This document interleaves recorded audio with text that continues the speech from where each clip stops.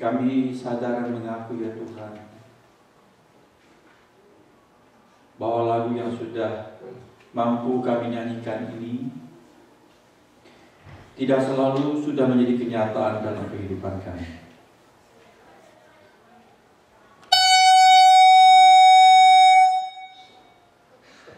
Namun berikanlah benih itu dalam hati kami, seperti sudah tumbuh di dalam hati Daud, seperti sudah tumbuh di dalam hati banyak orang-orang yang mengenal Engkau, bahwa Engkaulah satu-satunya sumber kepuasan dan kebahagiaan. Dan betapa bahagianya orang yang memiliki kerinduan penuh kepadamu. Kami hendak belajar menuju ke sana, sedikit demi sedikit, walaupun lambat, tetapi pasti. Tuhan, tolonglah kami. Juga seperti saat teduh berikut ini, ketika kami mendengar firman Tuhan, buatlah itu semacam cara untuk kami membangkitkan, menumbuhkan kerinduan kami kepada Tuhan, kepada firman-Mu, dan kepada bahkan Engkau sendiri. Berkati anak-anak yang akan masuk ke dalam kelas bersama dengan pengasuh mereka. Dalam nama Tuhan Yesus kami sudah berdoa. Amin.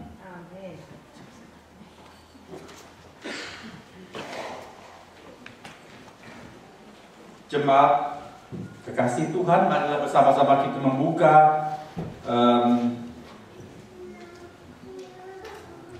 Mazmur 119.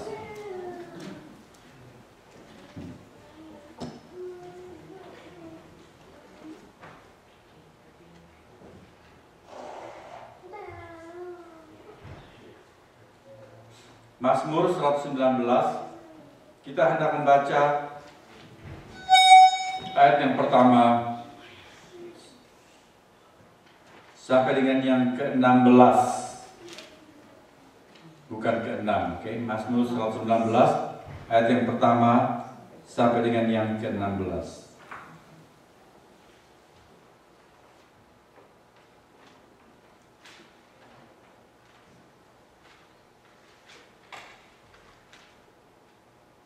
Marilah kita membaca dengan bergantian, dengan cara saya membaca kalimat-kalimat yang menjorok ke sebelah kiri, kemudian alinea yang masuk ke sebelah dalam, sebelah kanan itu, jemaat semua membaca.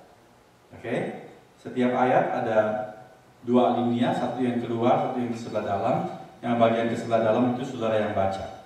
Kita baca dari ayat yang pertama sampai dengan ayat yang ke-16. Berbahagialah orang-orang yang hidupnya tidak bercela. Ya, saudara-saudara yang hidup, ready? Silakan. Yang hidup menurut Tuhan. Berbahagialah orang-orang yang memegang peringatan-peringatannya. Yang mencari Dia dengan segenap hati. Yang juga tidak melakukan kejahatan. Tetapi yang hidup menurut jalan-jalan yang ditunjukkannya. Engkau sendiri telah menyampaikan titah-titah-Mu supaya dipegang dengan sungguh-sungguh. Sekiranya hidupku tentu untuk berpegang pada ketetapan-Mu. Sekiranya hidupku tentu untuk berpegang pada ketetapan-Mu. Maka aku tidak akan mendapat malu. Apabila aku mengamat-amati segala perintah-Mu.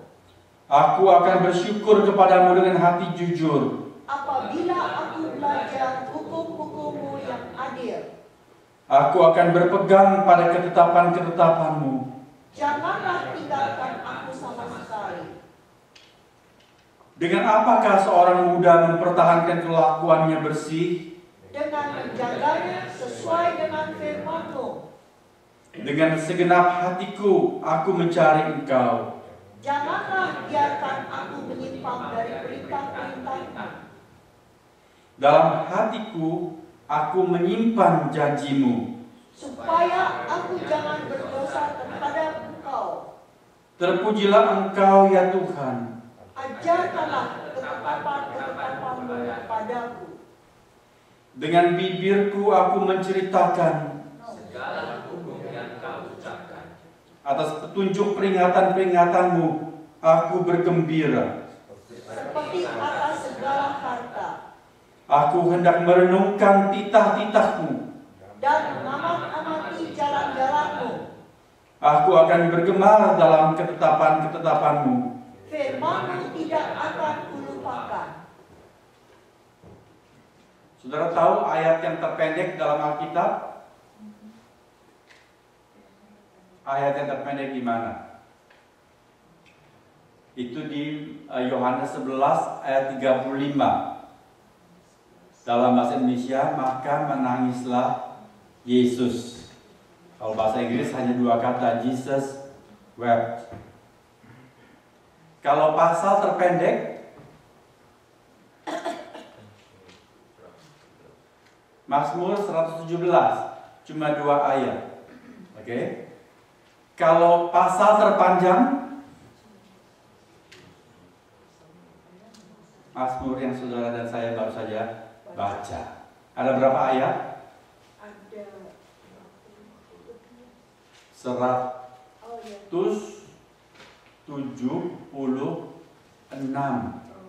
ayat. Mazmur seluruhnya ada 150 nomor. Lalu Mazmur 119 itu Mazmur terpanjang dan pasal terpanjang dalam seluruh Alkitab. Saudara, Mazmur ini adalah sebuah puisi di dalam bahasa Ibrani atau bahasa Yahudi. Mazmur ini dibagi dalam 22 bagian, 22 stansa. Lalu itu sesuai dengan jumlah alfabet, jumlah abjad bahasa Ibrani. Lalu setiap stansa itu dimulai dengan semuanya huruf pertama dalam abjad. Nanti stansa kedua, huruf kedua dalam abjad. Demikian seterusnya. Jadi Mazmur ini merupakan sebuah akrostik. Akrostik, jadi ayat yang pertama sampai dengan ayat 8 semua mulai dengan alef. Alef itu huruf pertama dari bahasa Ibrani. Kalau orang Arab huruf pertamanya itu alf, alif. Kalau bahasa Yunani itu alfa. Kalau kita pakai bahasa Latin itu A. Jadi A semuanya mulai dari ayat pertama mulai dengan huruf A, ayat kedua mulai dengan huruf A, begitu. Nanti bagian kedua ayat 8 sampai dengan ke-16, ayat 9 sampai dengan ayat ke-16 itu mulai dengan Beth, itu B. Kemudian bagian ketiga Gimel, itu G, G. Luar biasa. Dan masing-masing ayat dalam Mazmur ini berbicara mengenai apa, saudara? Banyak istilah, bisa mengenai Taurat Tuhan, mengenai perintah Tuhan, peringatan Tuhan, janji Tuhan, jalan Tuhan, firman Tuhan. Tetapi intinya satu, yaitu mengenai firman Tuhan. Bagi kita sekarang, itu sudah merupakan satu jilid yang lengkap, yaitu Alkitab. Jadi Mazmur ini digubah oleh seorang percaya, seorang umat Tuhan yang begitu cinta kepada firman Tuhan. Karena dia mengerti bahwa firman Tuhan itulah satu-satunya sumber berkat untuk kita manusia. Loh, katanya satu-satunya sumber berkat itu Tuhan.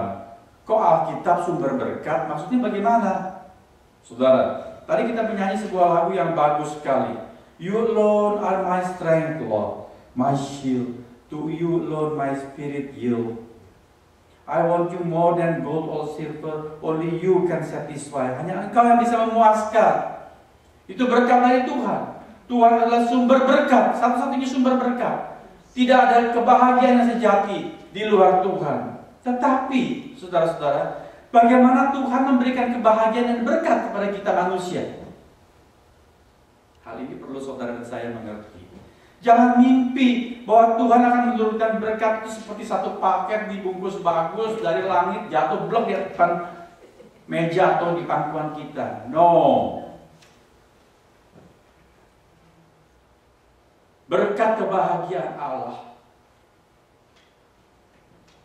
berikan di dalam dan melalui Alkitab.